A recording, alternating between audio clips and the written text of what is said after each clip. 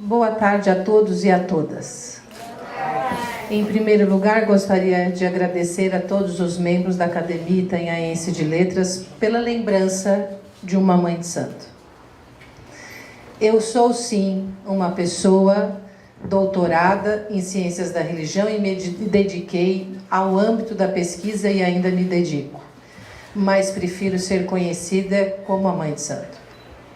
É por esta luta que eu entrei neste campo da luta racial, contra o preconceito racial. Nasci na minha tenridade dentro de um espaço religioso e dele devo a minha vida. Então, deixando claro de onde eu falo, que é justo, que vocês saibam que a pessoa que está aqui, ela tem sim um viés religioso. Aí adentramos a questão do dia de hoje. Eu sei que todo mundo gosta formalmente que a gente agradeça por nomes. Eu sou péssima em nomes. Otávio, a Beth, eu sou capaz de lembrar, mas eu sou péssima. Até hoje meu filho falava assim, você estava chamando um homem por outro nome, aliás, era até outra pessoa, porque ele me mandou o telefone e eu estava falando com outra pessoa, nem sabia quem era. Porque eu sou péssima em nomes, mas eu agradeço a vocês por essa gentileza de ouvir. Estava aqui falando de Castro Alves, amo Castro Alves, grande obra, e acho que os navios tumbeiros não se foram. Os navios tumbeiros vivem na nossa sociedade, como disse uma autora da obra que está para sair, dentro dos espaços das comunidades, dentro dos espaços onde a pobreza corre. Nunca deixamos de ter navios tumbeiros. Passamos a tê-los com uma outra perspectiva. Nossa sociedade é amplamente heteronormativa e branca. O que significa isso? Quem manda em nosso país, quem manda na sociedade ocidental são homens e brancos. Não são as mulheres brancas, são homens e brancos. Vejamos a história do nosso país. Quem esteve no poder, no espaço legislativo, judiciário, né, e executivo? Homens e brancos. Há muito pouco tempo foi criada uma lei para que mulheres brancas ou mulheres negras adentrassem esse espaço. É necessário falar sim sobre isso, porque quem que cria leis? Quem está no executivo, legislativo e judiciário. São cômputos de uma sociedade de onde saem as leis, regras e normas da nossa sociedade. As leis, normas e regras são criadas por pessoas brancas e preferencialmente homens brancos. Então nós estamos falando de uma população que luta arduamente para ser ouvida. Eu sei que nós acostumamos a não ouvir estas pessoas ou a criminalizar a raça e a pobreza. Nós achamos que o crime está atrelado à questão racial. Aí eu vou ter que voltar um pouquinho no tempo e buscar um homem chamado Conde Buffon. Conde Buffon, no século XVIII, por volta de 1760, disse sim que os negros eram animais irracionais e sujeitos a serem domesticados. Após Conde Buffon, nós tivemos outras pessoas de muita relevância que estudaram a medicina legal, por exemplo. Vou começar com um homem chamado Lombrósio. Ele conseguiu provar por meio da biologia que o negro era propenso à criminalidade. Agora, isso é um projeto institucional, porque isso não é aleatório. Ou a gente ainda crê, e no século XXI, que Conde Buffon, Lombrósio estavam certos. Depois deles vieram muitos outros, inclusive uma pessoa chamada Spencer. Ele provou também que socialmente, por meio da teologia darwinista, que socialmente o negro era propenso à marginalidade. Ele provou isso usando a teologia de Darwin. Então este é um discurso que ele vai se repetindo ao longo dos séculos pela ciência. Já que o negro era suscetível à criminalidade, a nossa Constituição deveria prever maior punição a ele do que ao branco. E as leis foram criadas nesta medida, que vocês poderão ver no capítulo do Dr. Rutinaldo Bastos, que falará amplamente sobre isso na obra a ser lançada. A Constituição, o Código Penal, começou a criminalizar o negro e criar leis da vadiagem. Quem é que não vê um grupo de negros e fala assim, olha, são vadios? Isso foi previsto em lei, que se houvesse aglomeração de negros, eles deveriam ser presos, porque era crime de vadiagem. Vocês já aprenderam um grupo de brancos? Se eles estiverem reunidos, eles estão discutindo algo intelectual, né? Eles estão discutindo alguma coisa em benefício da sociedade em geral.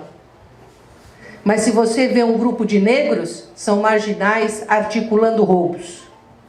Mas isso foi uma ideia construída. Foi uma ideia que foi desenvolvida. Mas não fica. Se o Código Penal foi criado desta forma, e até hoje, inclusive o uso de sapatos, vocês sabiam que era previsto em lei, que negro não poderia usar sapatos? Porque era símbolo de civilização? Era vetado a ele o uso dos sapatos?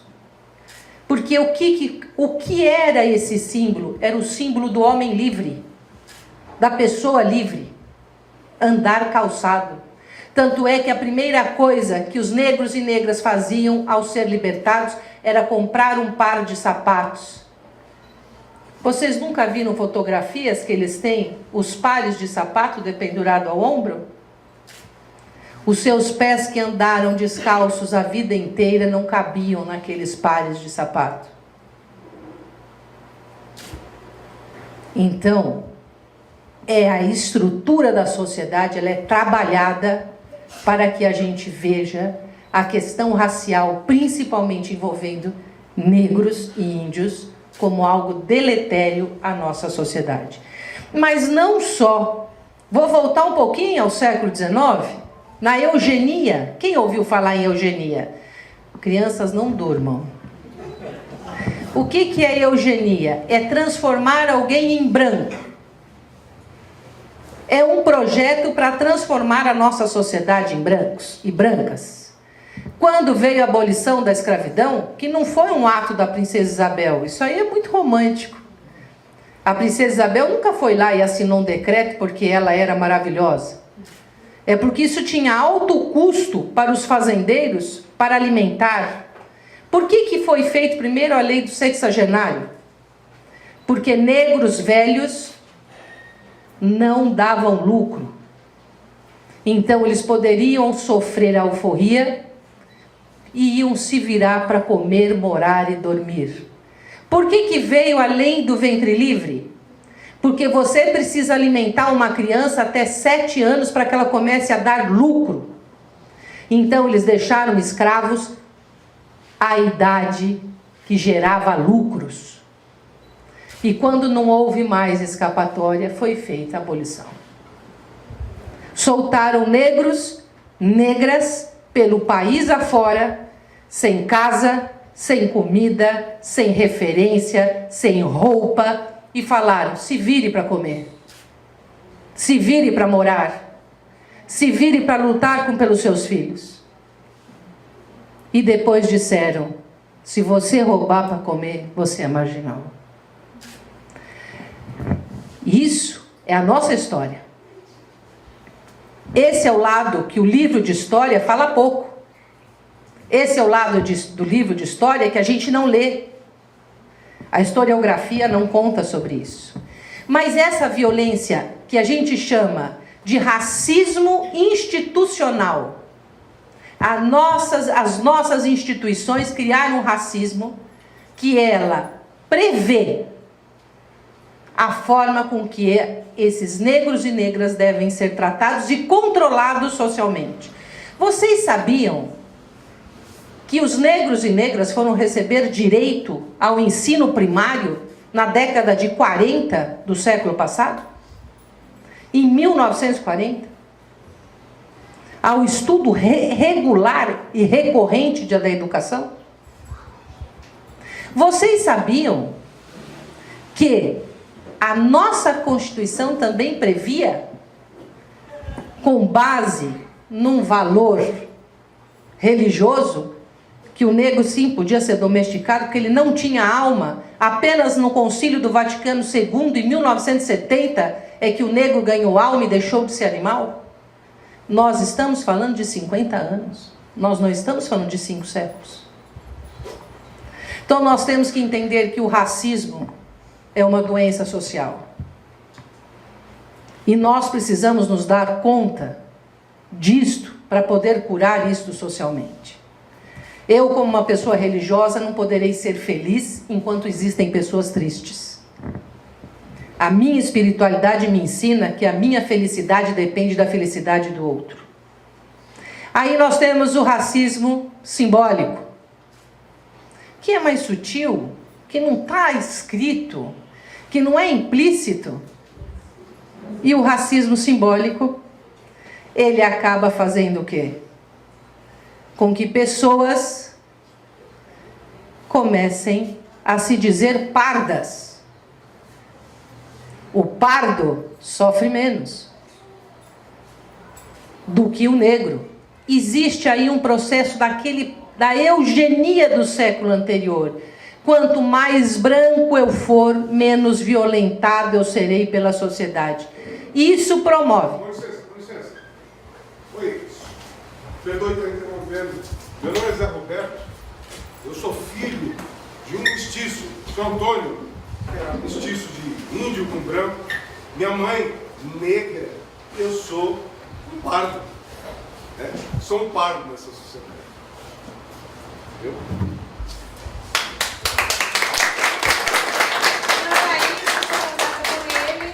Sou branca, filha de pai branco e mãe branca.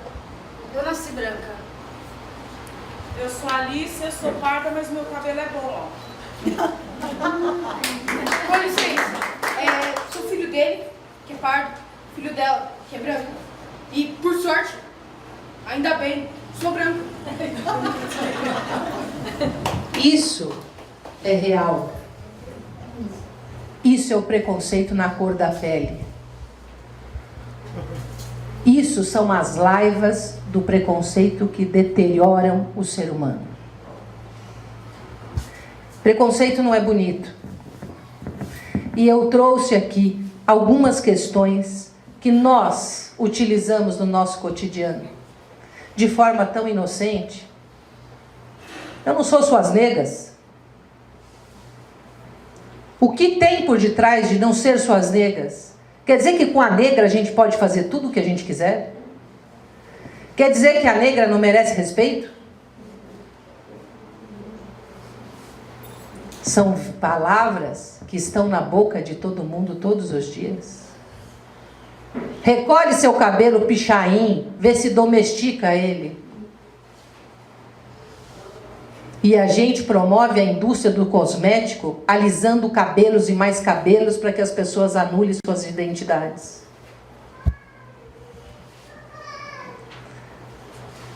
O macaco vai comer sua banana.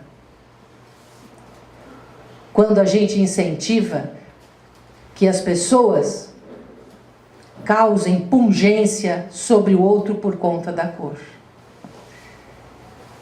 Você é negra, mas é bonita. Cala a boca, urubu. Isso só pode ser serviço de preto mesmo. Quem já não falou isso um dia? Faz serviço de branco. Não sou tuas negas. Não sou tua nega, negra de traços finos. Até tenho amigos negros. Isso é muito preconceito. Ah, mas você não é tão negro assim. Você é mulato. Você é aceitável. Você é negro, mas é bonito. Você é negro, mas tem os dentes branquinhos. A coisa tá preta. A cor do pecado. Porque negra é estuprável. É isso que a nossa sociedade pensa. Era assim que os senhores de escravo tratavam e continuam tratando. Inveja branca. Vamos levantar que hoje é dia de branco, como se negro fosse vagabundo. A vadiagem. Esse neguinho é folgado. Quando preto é gente, sem negrice aqui. Pode ir. Mulher morena é mais fogosa, né? Não é verdade? Branca foi feita para casar. Negra não, foi feita para outras coisas. Meu cabelo é ruim. Referindo-se aos cabelos caracolados. Você não tem cabelo pichain, não? E assim vai. Vamos, Rodrigo. Pode ir, meu filho. Pode ir. Por isso nós fizemos violência em cores. Se você é branco, a sociedade terá para você um tratamento muito diferente para quem é mulato, para quem é pardo, para quem é negro. O IBGE é autodeclarativo. Se o IBGE chegar na minha casa e falar eu sou negra para eles, eles têm de aceitar. O IBGE não pode dizer o que eu sou ou deixo de ser. É autodeclaração. Se chegar na porta de um negro e ele falar eu sou pardo, ele vai ter que aceitar. Mas dentro disso, há uma tentativa eminente de não sofrer preconceito. E não é porque somos brancos, negros, mulatos, que não somos preconceituosos entre nós. Porque ele foi tão naturalizado e impregnado no nosso mundo, que essa postura de racismo nós vemos repercutir muitas vezes em discursos. Eu não preciso de consciência negra. Será que não? Precisaríamos também da consciência indígena. Eles são tão renegados quanto os negros, a ponto da gente dizer que o Brasil foi descoberto há 500 anos, negando a existência de povos que viviam aqui muito antes disso. E eu convido vocês a ver a exposição do Fórum, por favor, a pirâmide de Itanhaém. A população brasileira, como foi aqui dito anteriormente, mas na cidade de Itanhaém, a população brasileira é autodeclarativa, como eu coloquei do IBGE, próximo. E ela é heteronormativa. O homem branco fica acima da pirâmide, é aquele que determina regras e normas. A mulher branca em segundo, o homem negro em terceiro, e a mulher, que faltou ali, que você pôs homem e homem, a mulher negra por último. Existe uma hierarquia nas cores e no poder social. Existe. Será que vocês me chamariam para falar aqui se eu fosse uma mãe de santo negra e sem escolaridade?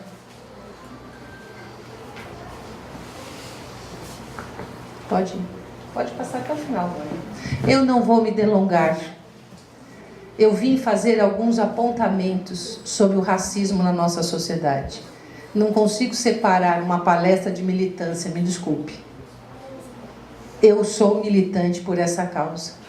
Eu luto por isso. Pois não. Faltou uma. Pois não. Uma música do Jorge Aragão.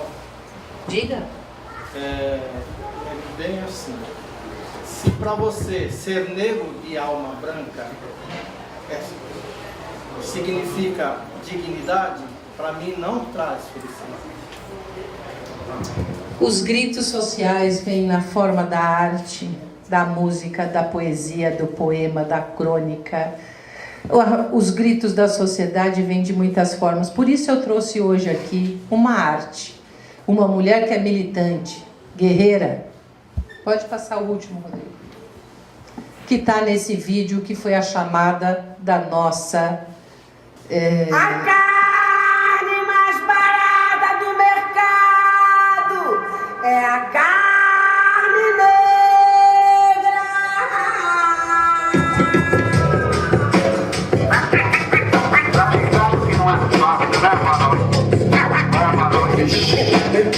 Vou ligar aí. A carne mais barata do mercado é a carne negra. A carne mais barata do mercado é a carne negra. A carne mais barata do mercado é a carne negra. A carne mais barata do mercado é a carne negra. Só pego num pé. Que vai de graça pro presídio, para debaixo do plástico. E vai de graça pro subemprego e pros hospitais psiquiátricos. Carne mais barata do mercado é a carne. Dizem por aí. A carne mais barata do mercado é a carne negra. A carne mais barata do mercado é a carne negra.